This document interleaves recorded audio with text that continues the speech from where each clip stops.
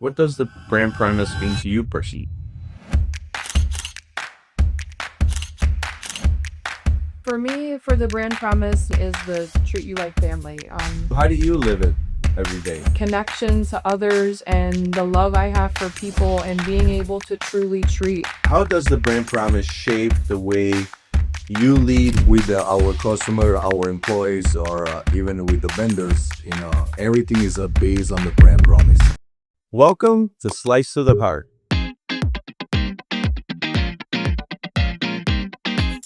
A Slice Factory podcast. And around here, our promise is simple. We respect your time and treat you like family. On this show, we go behind the scenes of Slice Factory. How we do it, and all the people that help bring it to life. Because we believe that good food shouldn't be an inconvenience. At home, at work, or on the go.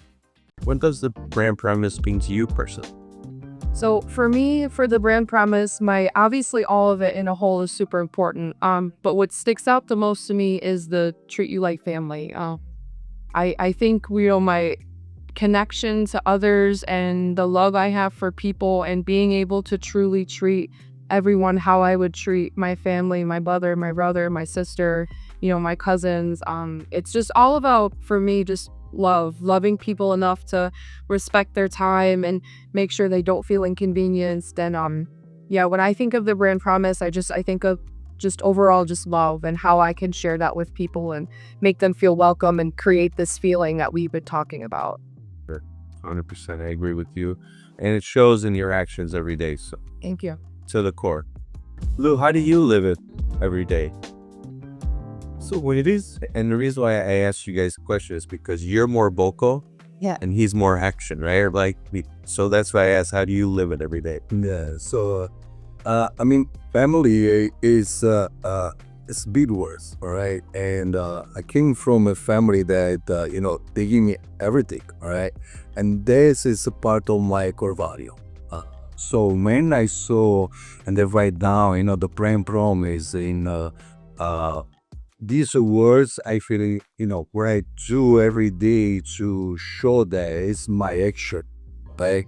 Educating people, teaching people, supporting people, right? So that's a part of the way I do, contribute the part of the brand promise. Because what I, in the family, it's supporting, teaching, educating kids, all right? So, we have a lot of kids. Did you say this? We have a lot of kids. We are in a different phase in our lives where, like, 10 years ago, we were kind of early 20s, right? Like, now we're fathers, and we're bringing 19-year-olds into the workforce. We're mentors, or we're people they look up to, right? Like, we expect, and you too, like the new people that come in, they look up to you as someone they want to be like, all right? Take what they learn from you guys, because art industry is it's a stepping stone to hopefully other people's careers, right? Not everyone can make a career out of this. Some can, but not everybody. I get messages to this day from people that started work when you were working, or in that era, that now they're off to college, and or they married and their kids, and this was their first job. And it's so special to them because the things they learned, and the community that was built around, so very, very special. So Ari, give me a moment where you saw this come to life. When you started on a Saturday in 2015, 16. Yeah. And then when did you feel it or see this come to life for the first time? I don't know that I can specifically pinpoint an exact moment, but like we mentioned before, this was always something that was implemented, and then in 2017, you guys brought it to life into words. But I feel like there was always just a connection between what we knew we were supposed to do. We knew we were supposed to tend to the customers, make them feel good, and just do that. And I feel like, I don't know if I can pinpoint a specific time, but I feel like from the moment I started, that was always very clear on what we were supposed to do, even if it wasn't at that time in big words and told through a specific, phrase or sentence. It was always just deep rooted within every person that was on the team. Yeah. Again, a brand promise is not something you say Yeah. or do. It's what you feel or experience, right? But how about you? I mean, like I say, is from 2017, we already got these feelings before, all right? But it's like, to a test assessment and then you read the result, is it, wow, this is me, all right? So it's thinking when we write down the brand promise, you say, wow, that's awesome. That's exactly the words that we want to spread out, and we already do the action. We already do we already have these feelings, but putting on the words, that was the hard part. And then once we got that, there's it start, is a new era for Slazzmate. Back in the day, this just came to my mind before. Do you guys remember the WoW experience? The Lara Wow experience. Yeah. Yeah, and that was always that for me, like before the brand promise was, the brand promise, I would always go back to, what was it? Overboard. Way overboard wins our guests. Or yeah, that was WoW experiences. And for us, like that just meant like, taking out the jumbo pizzas to people's cars, asking them if they wanted, their slices cut, just anything we could do that would give them that feeling and that wow experience. For me, I would say when I saw it come to life was our first Christmas party that we had. And we threw many great Christmas parties.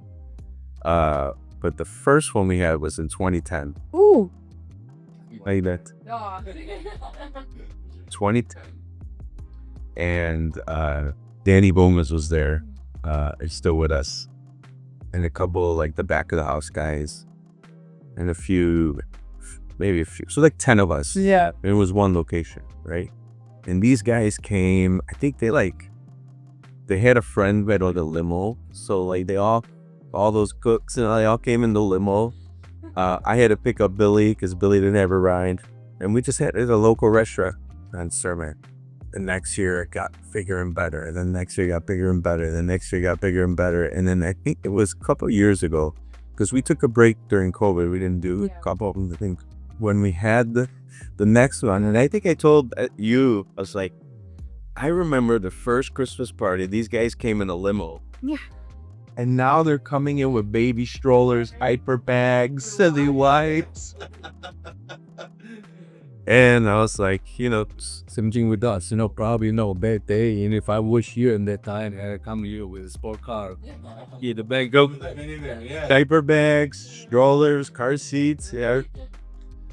Lou, how does the brand promise shape the way you lead, we lead, and also make decisions? I mean, we make a decision, based on the brand promise, all right? And depends on any situation with our customer, our employees, or even with the vendors, everything is based on the brand promise. Simple answer, all right? So we don't need to go and do a brainstorm to figure out the decision. It's just simple decision and make up just based on that. Yeah, same. I think, like you said, it's a simple answer. If we know what the goal is, if the goal is to respect people's time, treat them like family, make them not feel like an inconvenience, then our decision should be super easy if we all have the same goal in mind and we're all trying to do the same thing. 100%. Yeah, like we want to empower our teams, right?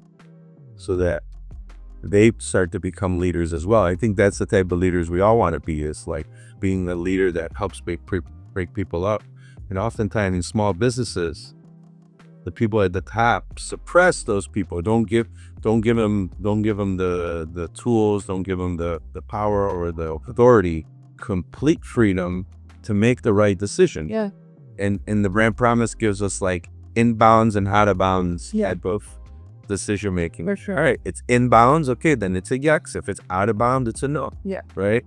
The magical thing about the brand promise is that it's one phrase, but it's also can be interpreted in so many different ways. Like you interpret it your way. Lou, you have your way of interpreting it. I do as well, and then our people on teams do as well. But it's the same message, just interpreted in your own individual way, which I think is great as well. Sure. What motivates you on tough days? That's a great question. I think that the love and the support that I receive from everyone here has filled my cup so much that on the days where maybe I feel like it's hard, I can always go back to uh, the people here for support and just a love for what I do. Like I said earlier, I think when you love what you do and you love the people around you, it just makes things so much easier, even on days where it seems hard.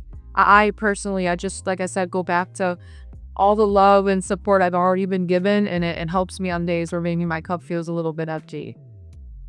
Very nice. I can feel that. Yeah. So thank you for that. For sure. How about you? There are many ways to get out on tough day. What motivated me is Slice to give me the powers that I can make a decision, all right, based on the brand promise. And doing that, I understanding that failing, is just a part of your road. And the support that I receive, and that's motivated me, keep it going, right? One person one time in my life would say, never give up. Quick a phone call, change your life, right? When I feel that, I just make a phone call and say, take, the stuff from my chest and somebody can listen to me. And that's will be already, it's motivating. What is the lesson Slice Factory has taught you? Or biggest lesson you learned from Slice Factory? For me, biggest lesson learned, and I think that this is an important one for me, to be scared, but do it anyway. Like, you could have fear, but do it anyway. I think growing up, starting each job at 19, there was a lot of things I didn't know how to do or was scared to do. And I think just Slice Factory's taught me that, like, it's okay to have fear, but there's things we got to do and things got to get done and you got to do it anyway. And I think for me, that was super important. And I lived that every day, just having, it's okay to be scared, but go out there and just do it. Yeah, you learned so many new skills and contributed to the company so much. It's so amazing to see over the past 10 years. Thank you. And yeah, I wouldn't have ever imagined that there's things I do now that maybe 19-year-old me will look at 29-year-old me and, oh my God, you could do that? You know how to do that?